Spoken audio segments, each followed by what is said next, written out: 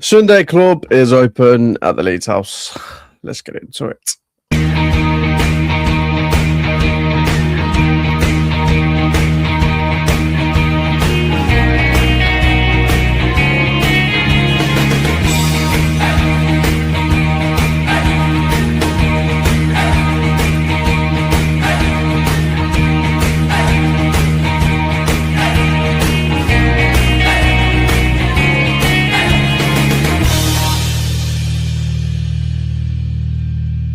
Let's go. Hello, everybody. Welcome to the show. I feel a bit rough today. I had a work to do, and I'm not feeling great. But I'm a bit of a mess. And Kevin's supposed to be here today too. I'm sure he'll be here at some point. I'm hoping he is because I'm really going to struggle today. But yeah, comment, like, subscribe, do all that jazz. Tell your friends. You know how it goes. So we're gonna talk about something that happened yesterday. As we all know, we all witnessed it. I mean, well, I rewatched it today because, as I say, I was out last night. I did watch sort of half of the game in some pub on my own. I wasn't in my own on the pub, but I was on my own watching the. It was, yeah. Anyway, so Leeds 4, Crystal Palace 1. We'll get into the game, and someone's here. Kevin, how are you doing? How are you doing?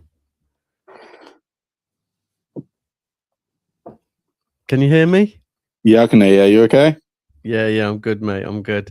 That's a cracking photo you got there, mate. Oh, no, it's brilliant, isn't it? It's me with a dwarf helmet. I was just obviously talking about this. I'll put it up again, so you might have missed it. So, just the game yesterday.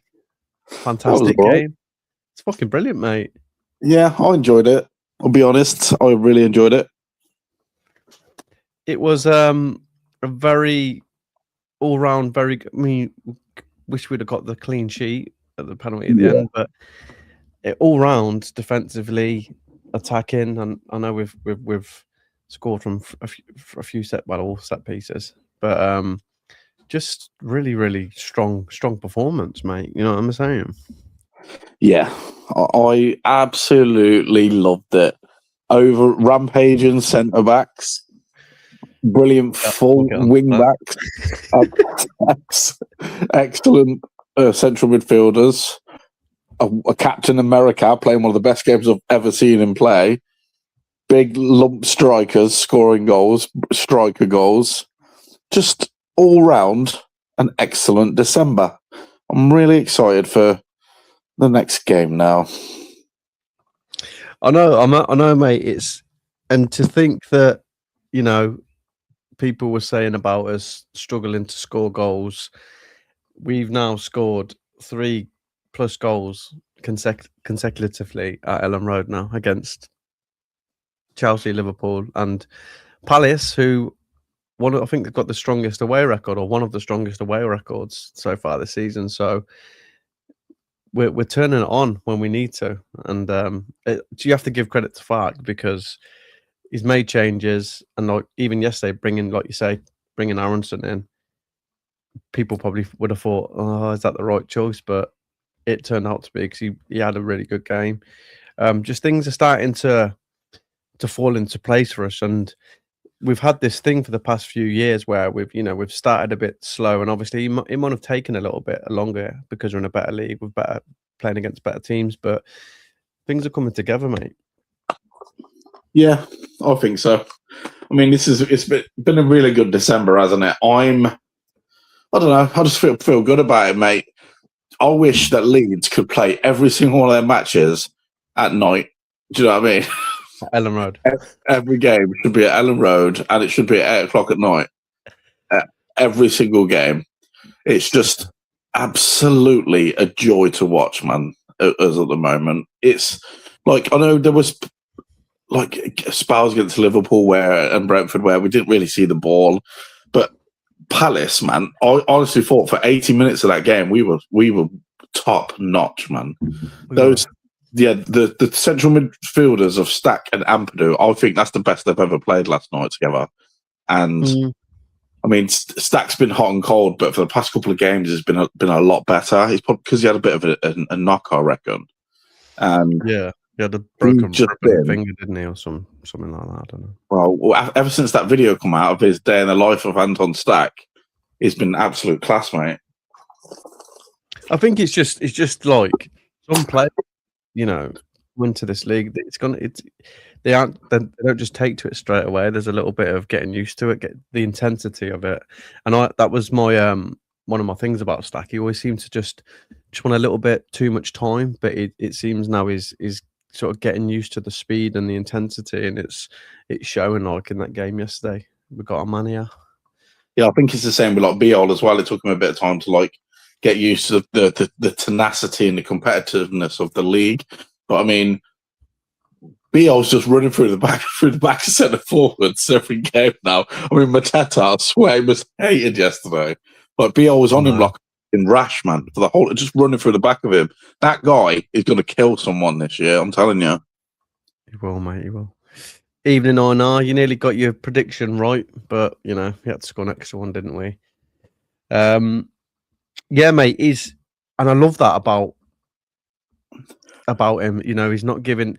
That's been a couple of forwards now where there've been big lumps up front, and they've tried to hit them, and Biel's just been there, just absolutely murdering them and not giving them any time or space. And he might get a few yellow cards, but players don't like that. Players don't like that rough, and especially at Ellen Road, we really, really get stuck in, and it's paying off. But it's not all just lumps, is it? Like we actually do play some nice football from time to time.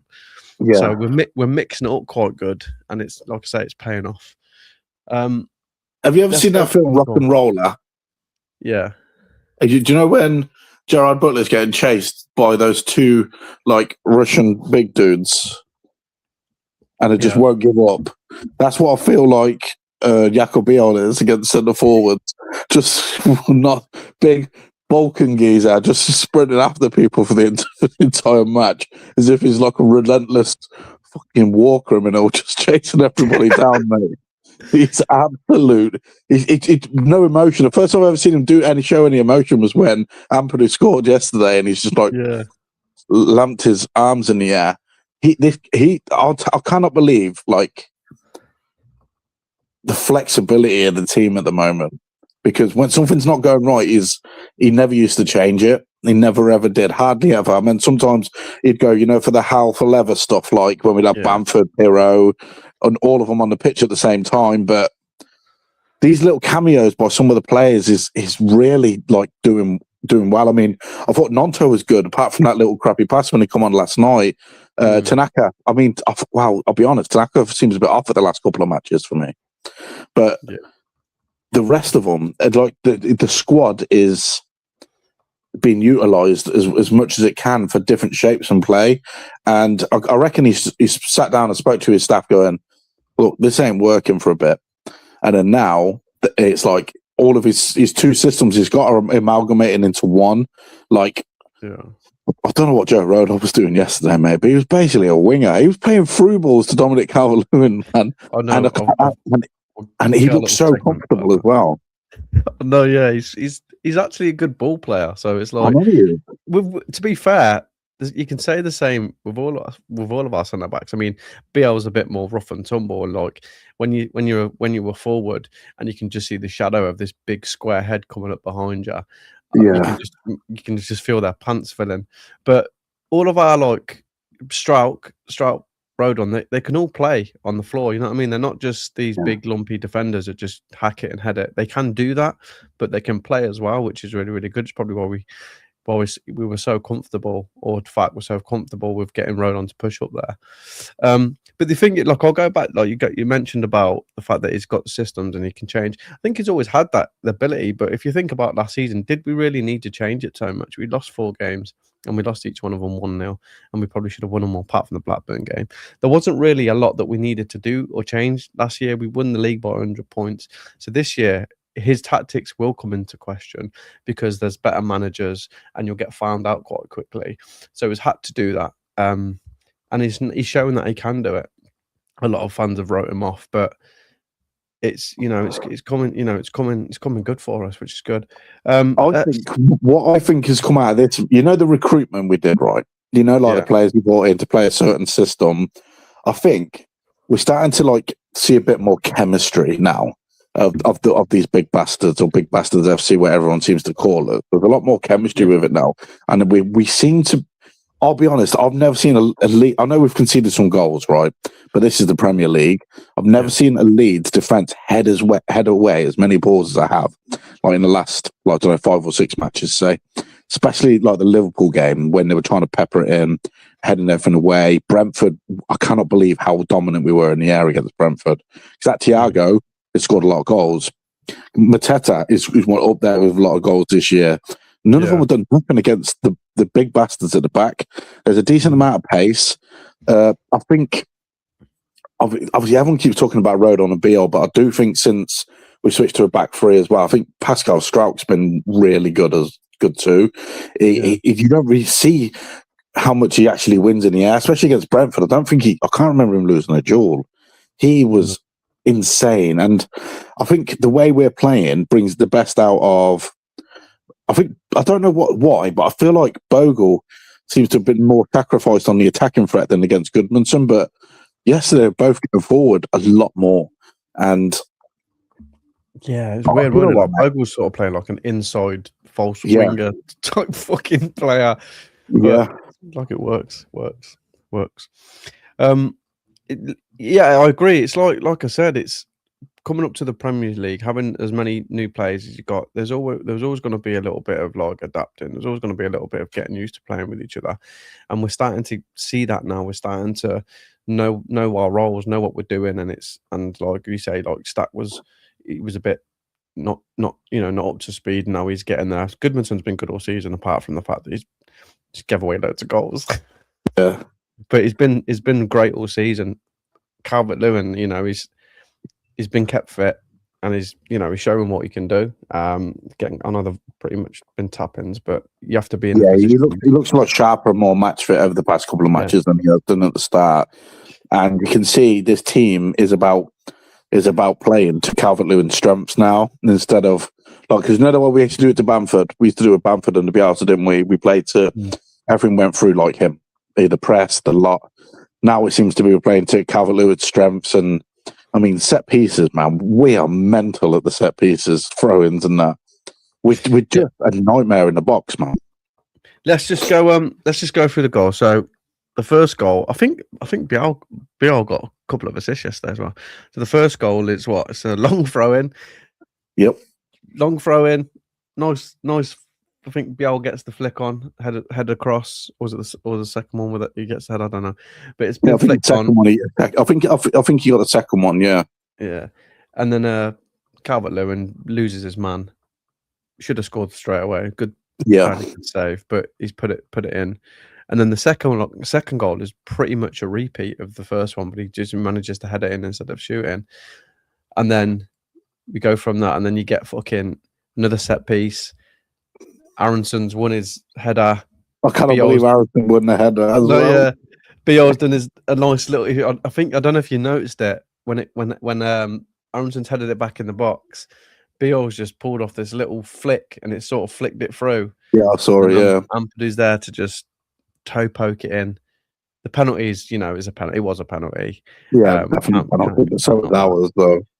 I know. And then I think we were after that Uche, weren't we?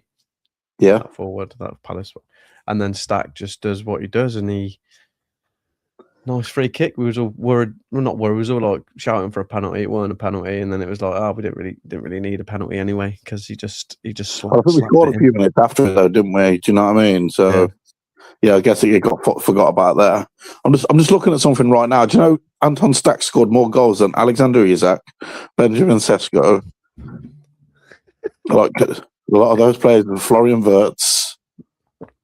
Well, you know what I'm saying? It's good recruitment. I bet everyone will be singing the praise of the recruitment now. They were slagging them a couple of weeks ago about how shit it's been. But you know, fickle fans know that. A couple more additions in January wouldn't go amiss, mate. We're not far away. No, I agree. We Hopefully, just hopefully not falling asleep, as Farke would say. So I want to bring this up because obviously we just talked about it. And you're saying that we're playing to strengths. I think we're playing to a lot of our team strengths now. We're working each other out. So someone put something up earlier about him breaking the Vardy record of consecutive goals in 11 matches. Can he do it? I don't know. Can he do it? Oh, yes, of course he can, mate. Of course he can. It's Dominic Calvert-Lewin. But it's been great. It's been like a breath of fresh air. He's like what he does off the ball. He's not like the most, technically gifted on the ball. He's a bit long-legged, and he does some nice bits here and there. But what he does, the defenders they must hate playing against. Oh no, yeah, Calvert-Lewin, because he seems to have left a bit of weight, mate. Do you know what I mean? He seemed, because I remember being at Everton. I was listening to TalkSport earlier, and Tony Cascarino was mentioning something. I thought, you know what, you hit the nail on the head here. Apparently, like every time he kept getting injured before, he was just in the gym, like doing weights and stuff, and he was basically training his body all the time because he was always injured, and apparently this time around he's changed the way he does things, and he. Instead of working out all the time, he's more wiry now, and he's probably better for his body. Oh, look, I'm touching wood right now because obviously his fitness record has come into question previously, but so far, I've also got 7 Premier League goals. 7 Premier League goals is not bad in 15 games. 6 in 5 is that's not bad. It's not bad at all. But the thing is, that's up there with big players who scored in so many amount of games in a row, and they've all been quite kind of big goals, especially recently. A lot of them. I mean, that Man City one was funny. It's just but being in the right place at the right time is a skill as well. That's it. That's exactly it, mate. They are tap-ins, but especially yesterday, they were tap-ins, but the movement to get into that position to do the tap-in, it's top forward play. Yeah, you know what I'm saying. I don't want to say that this guy is as good as Dominic Calvert-Lewin, right? Because he probably isn't. But there's this Norwegian striker that plays for Man City that reminds me of him. That he gets in the same sort of positions. I'm not saying he's as good as DCL, but he's about being in the right place at the right time, and and there's also an element of luck which comes with just always trying to run onto the end of things. And obviously, Erling Haaland does that a lot. Just anticipation. And you can see that Dominic Calvert-Lewin's a really good striker at anticipating what's going to happen and being selfish, really. And it's obviously it's reaping the rewards for him. So, yeah, I'm really happy with this, with the dress-wearing boy. And going forward as well, because of what we've got now in our sort of ammunition with the long throws, we've got Stack, who's really good at set pieces. Longstaff, when he's fit, he's decent at set pieces. Do you know what I mean? I think he's always going to get chances. And now, before he was getting chances and he was, they were going wide, he was missing. Now he's starting to put them in. The game's coming up. You're going to be more confident in the fact that when we do get chances in these positions, that he's more than likely going to score. So momentum's massive. I keep saying, I say it every fucking week. Momentum's huge, and the fact that he's just grabbed hold of that now, and he will get more chances in the games coming up. So why not? Why not break the record? Break the record. Well, we were saying recently. I was saying recently. I think we possibly could have been cut adrift before the Man City game, and obviously we weren't expecting nothing out of these games. And I mean, City obviously that's what City second half was the catalyst for the form that we're on now. Do you know what I mean? It definitely was, because obviously we were 2-0 down at half time, brought it back to 2-2, and they scored obviously in the 91st minute. Then we go and play Chelsea. We absolutely play them off the park, in my eyes. Do you know what I mean? I can't remember them having much and nothing sticking out in my head. Liverpool game was classic Leeds. and classic Liverpool. Liverpool were good. I'm not gonna deny it. They were good and they look good on the ball. I know they've not been great this season, and like people have been talking about defensively they've not been great. They were good on the ball, and there was a lot of that game where we didn't have it, but we did give them 2-goal head start, and we did actually give them goals. But yeah, we were. It takes a lot to come back from 2-0, and we've done it. We've done it against Man City and Liverpool, like the most recent champions of the Premier League in the past few seasons. That's no mean feat, mate. Oh no, no mean feat. I don't. I mean, again, the goals that we conceded against Liverpool were errors as well.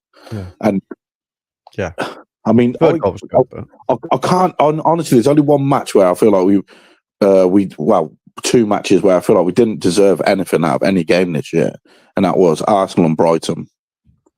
The rest of it could have been gone either way. Do you know what? I said this as well. I mean, the Arsenal game I completely wrote off because of how soon it was that we were playing playing them at their ground with, obviously, like I said, new players. It was a bit. I think it was just a game too much. I thought we were okay up until we conceded in that game. Then we sort of fell apart a little bit.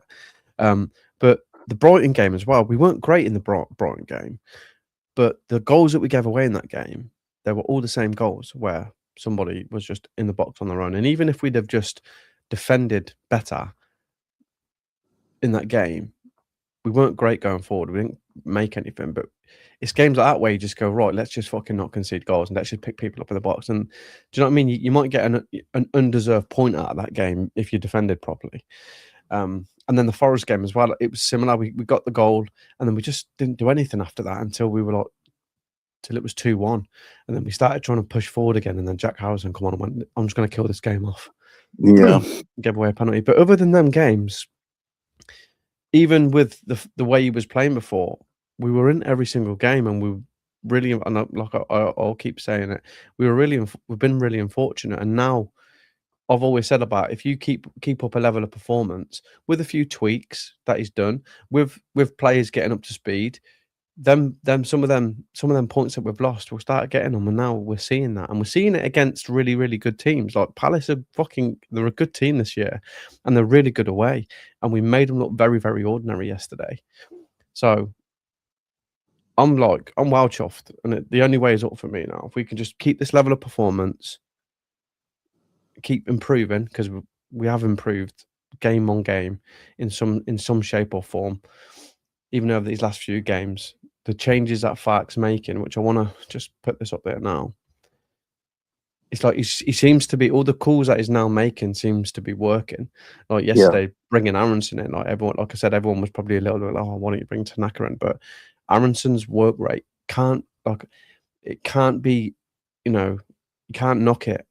You cannot knock it when you've got someone that does what he does. He can be a little bit infuriating at times, but sometimes when it comes together, like yesterday, he was tenacious. He was winning the ball. Should have had a fucking penalty. Yeah.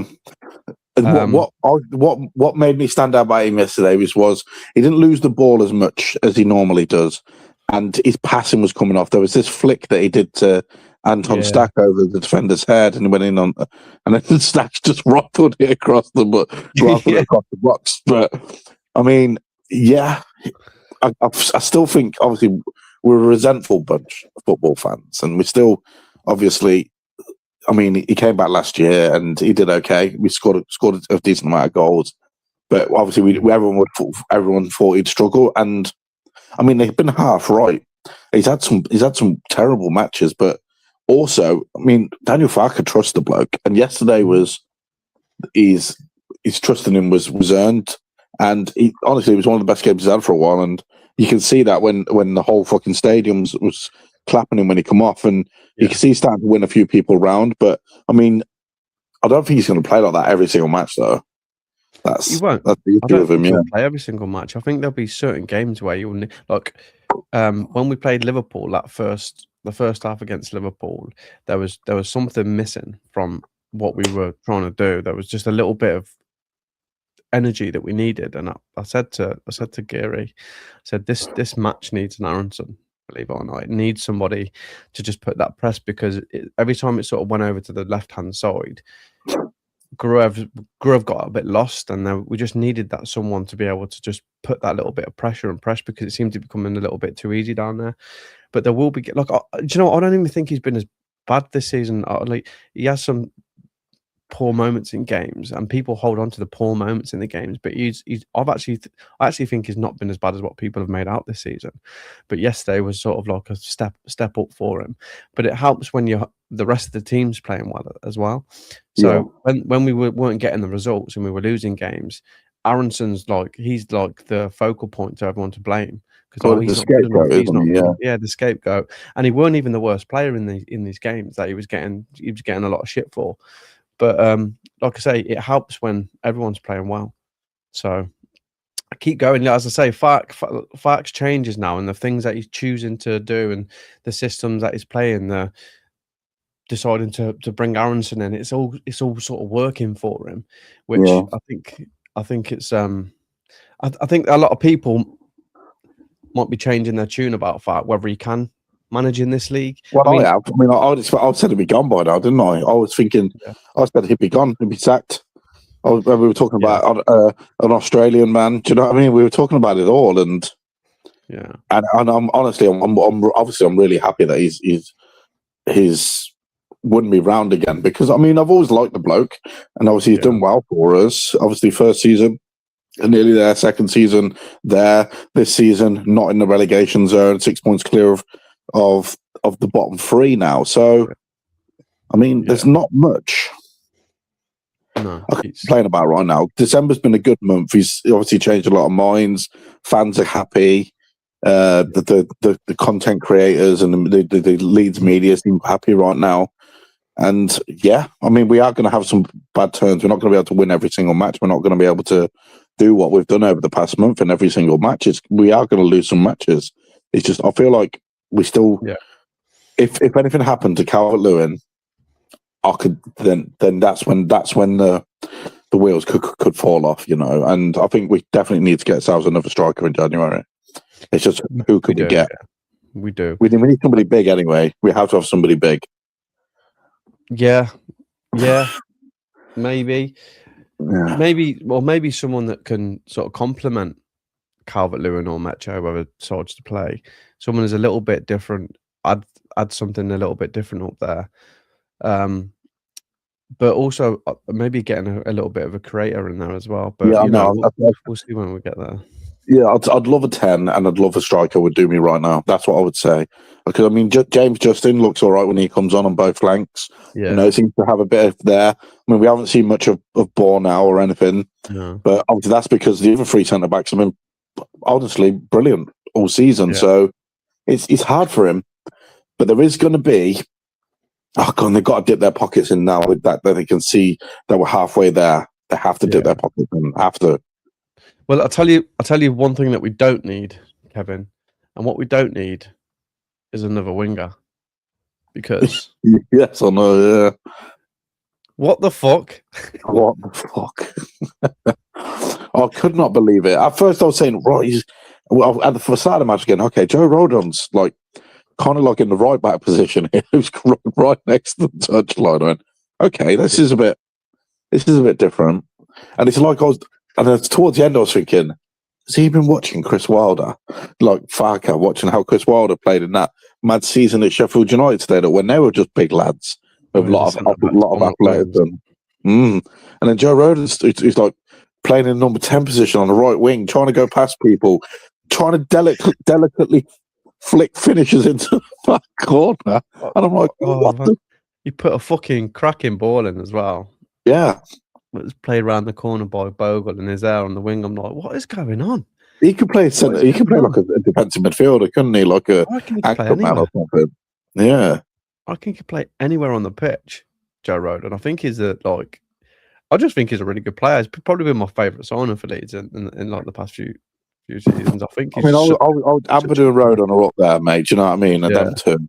And it's mad that they're both like Welsh lads, isn't it, as well? So, I wouldn't be surprised if we signed Brennan Johnson, by the way. But I think he might be going to Crystal Palace. No, we don't need him, mate. Don't need a winger. Don't need Oh one. no, we don't. We need a striker and we need a 10. Give me a striker and a 10, and I'll be so happy. Like somebody we don't really know about. I mean, or the lad from Celtic. What's the Japanese lad's name from Celtic? Maeda or something. Yeah, he's rapid. But I mean, Okafor's rapid, and he showed that last on against Palace as well when he got isolated on the wing and he went past his man and burned into that space. Like, yeah. I'm still waiting for him to catch fire. You see little moments of him, and you think, "Oh, he's the one really good there." But you're waiting. Yeah, I think he's the one, James, where like if he took one less touch, he would be like a top player. I think he's waiting to catch fire. I think he's the one where I feel like he needs something, and he's going to take his game to the next level. I think for what we paid for him, this guy could be an absolute steal. He works hard as well. I really, really like him. It's just that everybody else is taking plaudits at the moment. And he's been played out of position to, obviously, for the way that we're playing. Yeah, but, it's good though. It's good. Yeah, it's like he's got something. He really, really has, and he's just a couple of % away from being a top player. And he's like the extra touch or making the right decision sometimes. But he's really strong. It's not as if he can't play in that position. He could be a good foil. Maybe them two just need to play together a little bit more. But again, with our three strikers, he's talking about the injuries, James, because all of them have got patchy fitness histories. Do you know what I mean? And couldn't it with Pirro and Nonto up front? Do you know what I mean? At some point, and I'd probably let Nonto play up there as well. I mean, he played well when he came on yesterday. Like the way he opens up a match, the way he can counteract better than any player on our team, the way he keeps the ball close to him as well when he runs.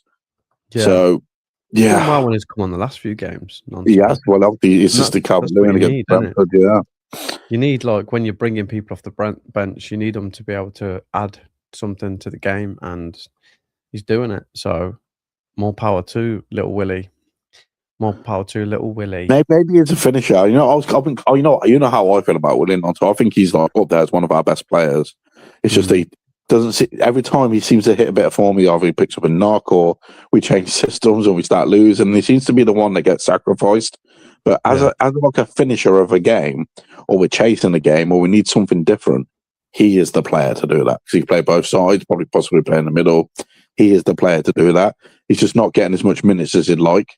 But I don't think he's kicking up a stink about going somewhere else as well. He just needs to bide his time. Because I think what he cares about the most is he really wants to go to the World Cup, doesn't he? And obviously he's not getting a minute for it.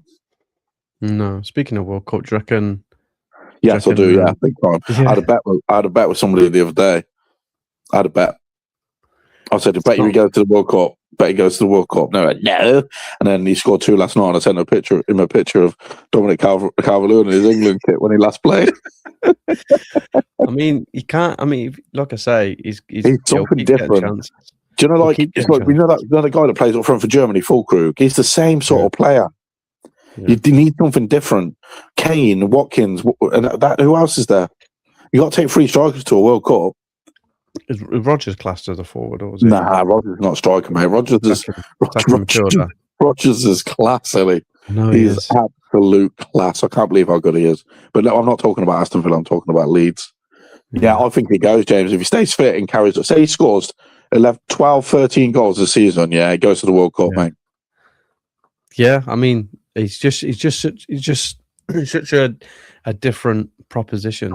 Yeah, he is. Imagine we're like losing 1-0 in the final, okay?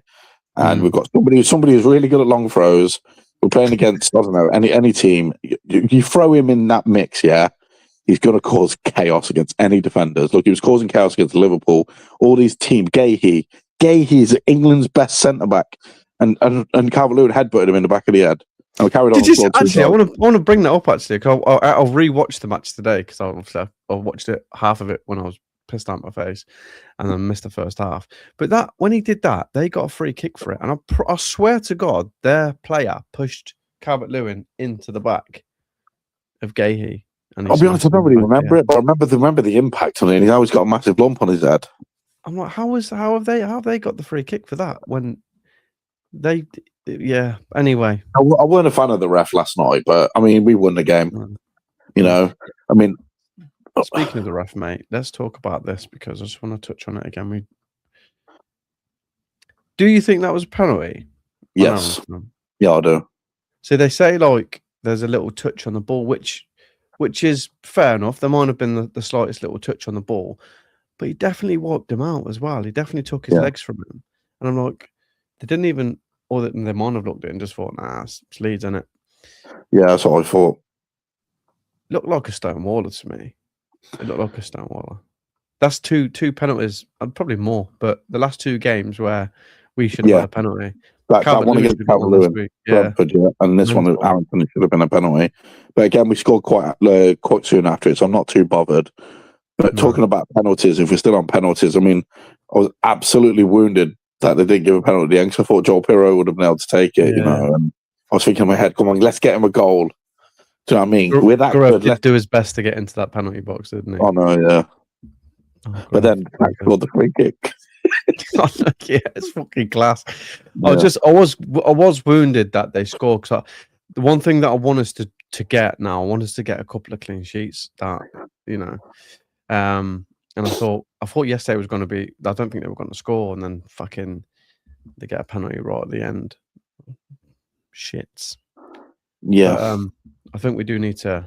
We need just for the sake of the defense, because I think the defense have been pretty good the last few games. They've, like you say, they've really stood up and headed everything away. And a couple of the goals that have gone in have been really, really shit. And then yesterday I just didn't see them scoring at all, and then they get a penalty. So I think we need a couple of clean sheets just to give the defense something to be proud about. Well, we might as well just be like Real Madrid, who was to score more than them. Yeah, I tell you what, we are a very entertaining football club, man. And our games are never really that dull.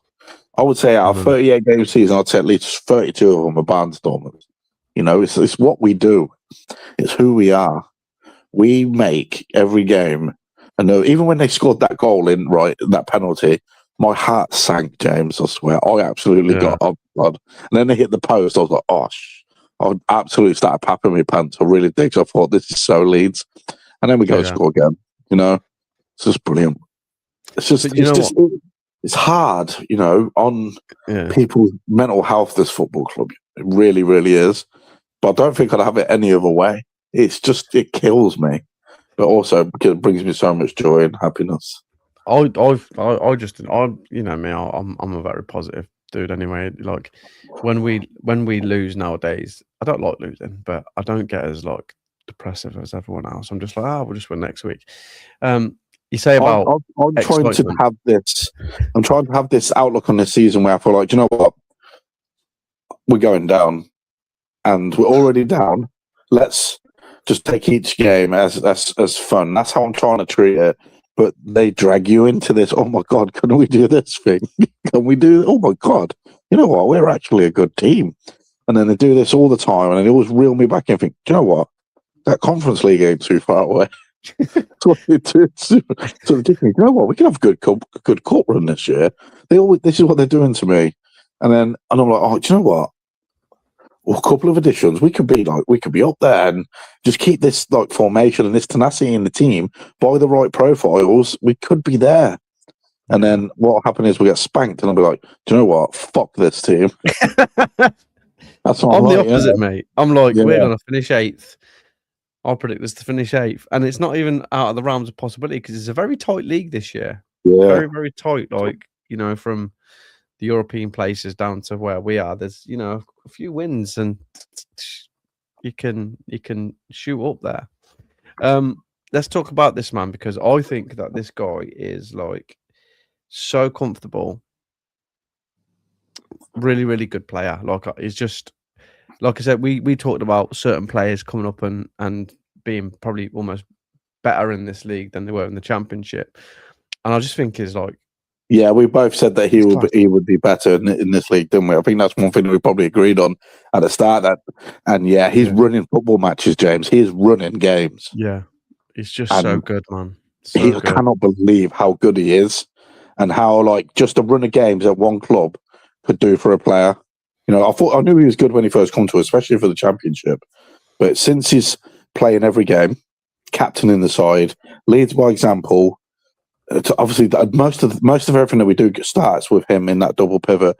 Do you know what? He kind of like reminds me of, when we first went back up, of how KP was pivotal to everything that we did, except Anthony's way more mobile. Except he's way more mobile, and obviously with the throw-ins, obviously he hasn't got the passing range of what Phillips had, like playing that deep quarterback role. But I mean, aerial duels, fantastic. Ground duels, fantastic. Eating up ground when we lose the ball to get back into defensive positions. Yeah, just leading by example, throw-ins, and then hanging off the side of buses with traffic cones on the way. He absolutely does everything right.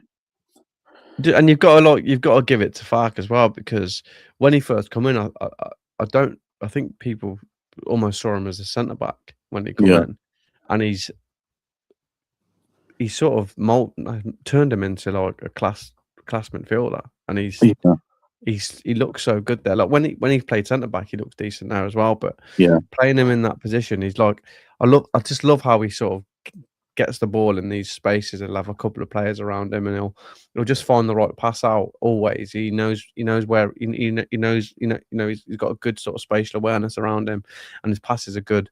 Like you say, he can't do these long balls, and he did it a few times last season. He set up that one. He set up Rutter. Didn't he set up Patrick Bamford's worldie volley as well? Yeah. So he's got the ability to do them, but he doesn't. I don't think Farke likes that as much. I think he likes to play the ball on the floor. But now, obviously, we're being a bit more direct towards Calvert-Lewin's head. But like, if we've got balls to like play onto for players to run onto, he can do it. But yeah, man, he's just, and I'm glad that he scored as well. I'm glad that he scored. James, I've got a question for you. Go on, ask it right now. Ask it. Go on. Is long balls and long throwing sexy again? Well, it's mad, ain't it? How every team now has just changed to getting long throwers on. It's weird how that works. It's like everyone gets like a remit at the start of the season. Like they hand them out to all the managers. Like, now this season, guys, we're going to focus on long throwing. So make sure you've got a designated long thrower, because you want to see more long throw-ins in the Premier League. It's like, it's mental how it all just flips and everyone starts doing it.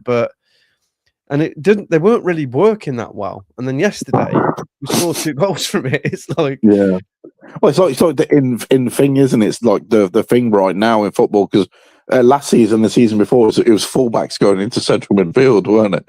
Now it's long throws and lump it long, and obviously it's shooting us down to the ground. Just a lot of tenacity in this team. I love it. We're just dangerous from all set pieces, because we've got Ampadu that can throw it in and just leads on to fucking Stack. I know we talked about him slapping that free kick on, but even from corners and that, we always look, when we get corners now and we get like free kicks around the box, I always think, oh, we got a good chance of scoring here. Remember, like under Bielsa, and we were like, whenever we got a free kick, we're like, yeah, nothing's happening. We get a corner here, nothing's happening here. But now it's a dimension that can work for us, and we're sort of we've got all the players for it. Every time I remember the last time we scored 2 direct free kicks in the game, James. It's been years. Can't remember the last time we scored 2 direct free kicks in the season. I know, mad. And now we've got somebody that can do it, and he's good at it as well. So, like I say, again, it's momentum. He's scored against Liverpool. He scored again.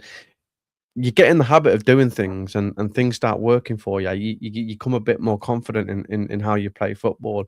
And I said it earlier about the players getting used to the league, and now it's happening. We've played against the best teams and we've matched them, and it's like, what have we got to worry about now? What some players coming in a bit apprehensive. I mean, I know Goodmanson didn't have any apprehension. He's like, I'm just going to keep running. I'm just going to Forrest Gump this whole season, all up and down this pitch. But you know what I'm saying? It's like, getting used to it, getting used to the intensity, and then coming up against the best teams and sort of like going, actually, I can play in this. I can do this. And now it's coming together. And I think we just go on. We're obviously going to lose some more games, but if we can just keep this sort of intensity and we're scoring goals as well. We're looking good at the back, obviously, by the odd shitty goal that we concede. But I just can't see us struggling now. But that's me. I'm always optimistic. Even when we were losing a few games, I'm like, yeah, it'll turn around. It'll turn around, and it did. So more power to it, man. I know. Pretty good. Do you have a man of the match for yesterday? I mean, everybody was going mad about Calvert-Lewin. Yeah, but I was stuck between Rodon and Ampadu for me. I really was. Mm-hmm. Them two were like really who I would have done. If anybody, I know Calvert-Lewin scored 2 goals, but if they didn't take Ampadu off so early, I probably would have just went with Ethan Ampadu. I just thought he ran the game. Everything went through him, and he was just solid across the board. When those recovery tackles he makes, same as Goodmanson as well. When someone's got past him, he makes those recovery tackles, and they're so hard to do. I know, yeah. He's got them weird. Like, he seems to stretch his leg out, and he always gets his foot to the ball, doesn't he, Goodmanson? Like he does it all the time. He's really, really good. So who are you going with, Ampadu? I'd go with Ampadu. You know what? There's so many plays that you could give it to. Calvert-Lewin, even Aronson, Ampadu, Rodon. I'm gonna give it to Biol. I'm gonna give it to Biol for 2 reasons. 2, because he's got 2 assists yesterday, and 3, because he completely and utterly nullified any threat Palace had up front, and he stopped Mateta from playing, to having any influence in the game. And I think that was massive. That was massive because I think they're very that's a very focal point of how they play Palace. I think they like to get it to him as quick as possible, and then they sort of play off him. But BL just didn't give him any time, any space. Like you say, just run through the back of him. This big fucking square boulder head, just absolutely mullering him every single time. Yeah. Before every match he goes, if he dies, he dies.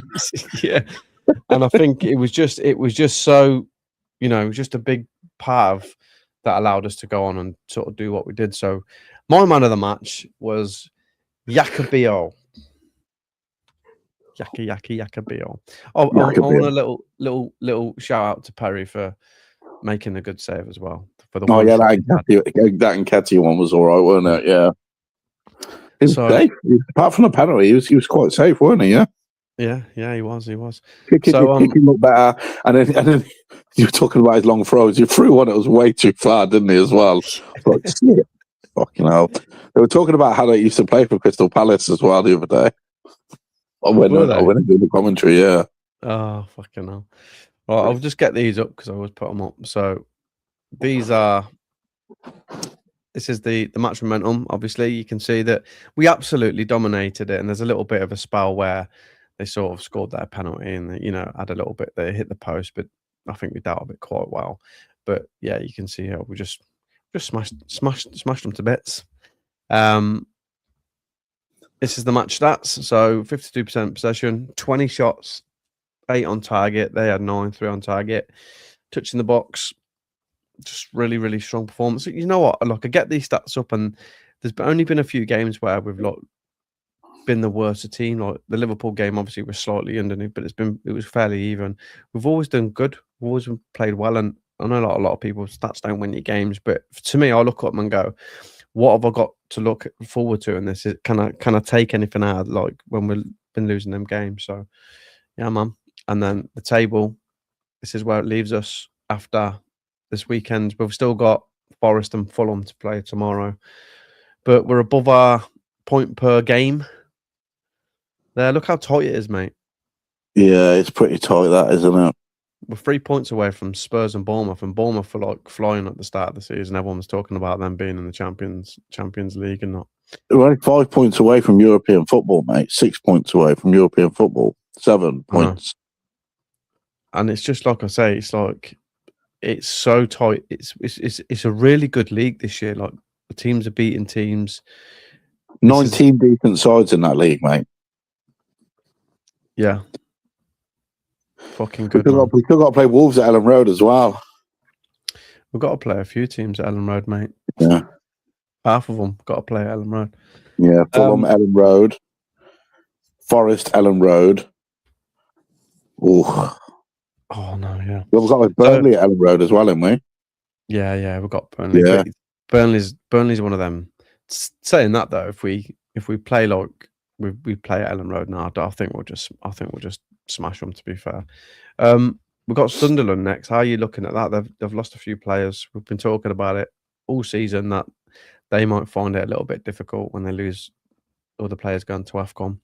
But they didn't look crap yesterday. So, I mean, this is one I'm not looking forward to because this is like a test of character more than like us playing against teams that have like got that they've always been better. Do you know what I mean? Like the big teams that we played recently and picked up points. Two very, very secure Premier League teams in Brentford and Palace. More worried about Sunderland game than I was the Palace game last night. Due to the fact is that say we don't take anything from that game, then they were like, "Oh, we can't beat a newly promoted team" and all that sort of stuff. That's where the issue is going to lie with me, and I don't want us to feel like that. However, I do think this is a very, very dangerous game for us. Very. Do you think we're gonna? Do you think you will win? I think we'll win. Yeah.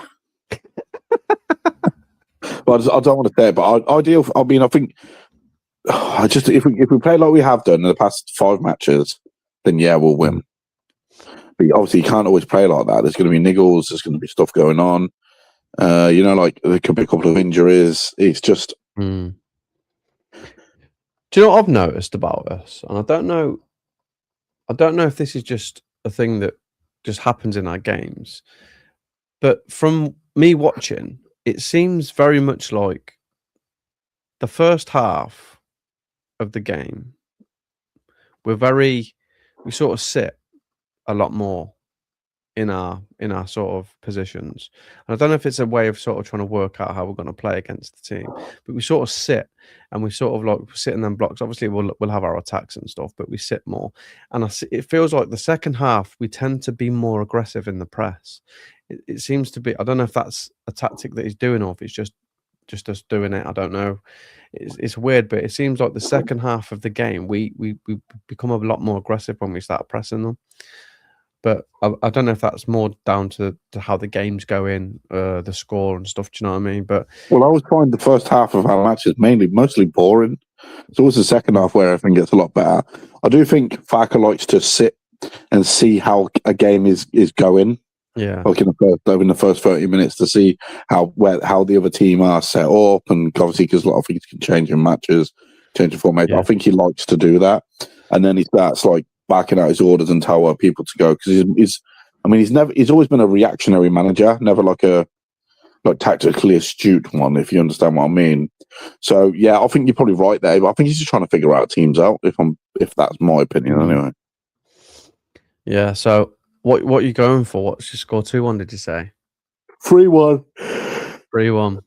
Where's Einar? Is Einar still in the building? I don't know if he's still in here.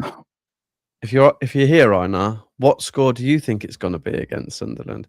I have a lot of people talking to us today, Kev. No one likes us, mate. It's fine. No, everyone thinks we stink. I think it's that helmet you've got on. Yeah, it definitely is, yeah. I'm going to go for, I think it'll be a bit more reserved away. I think he likes to be a bit more reserved. So I'm going to go for like just a nice 4-0 win. Keep it nice and low. If we win the next match 4-0, I will renew my passport. I just want a clean sheet, but I'll go 4-0. And then we've got Liverpool after away. Yeah. And then we've got Man United at home. And do you know what? That's the one game I'm not worried about. I don't know why. I'm just not worried about Man United coming to Ellen Road. A lot of them players, that'll be a good atmosphere. That will. Has the time been changed on that? It was originally on the 3rd of January, weren't it? Yeah. Coinciding with our Jermaine Beckford, but I think it's been changed. It's been changed to another day. Yeah, I'm not worried. I just can't wait to see Biel just smash Fernandez. Just headbutting. Just pull his teeth out with his fingers. I say this like touch wood and that, I don't like jinxing, but that's one game I'm looking forward to playing. I just want to see us do what we've been doing against these, these last few games against them at Ellen Road. I don't think they'll be able to deal with it very good. Well, they lost today, didn't they, against Villa? They did. They lost. They're a bit up and down as well. Yeah. So next 3 games look good set of games. 4-0. Yeah. Liverpool 1. I don't know. I'm gonna depends if we decide to give them a 2-goal head start again. But they'll obviously be stronger at Anfield, won't they? But yeah. So that's it, mate. Have you got anything else you want to talk about? Anything else you want to say? Anything you want to ask? No, not really. No.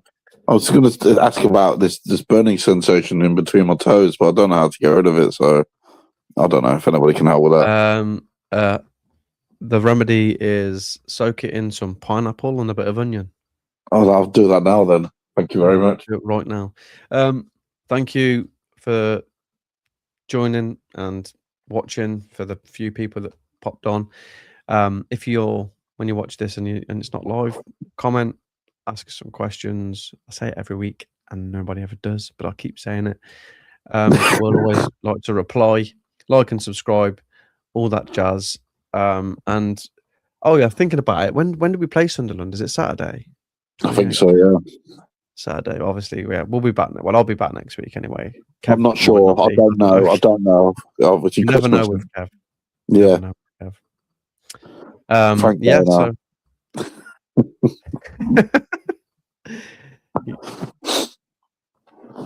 thank you. Thank you, Arno. Yeah. Yeah, so I'll see you next week anyway. Kev might see you next week, or we won't see him. Window. Yeah. Take care, guys. Thanks for joining the Sunday Club. It's now closed. Bye-bye. Bye-bye.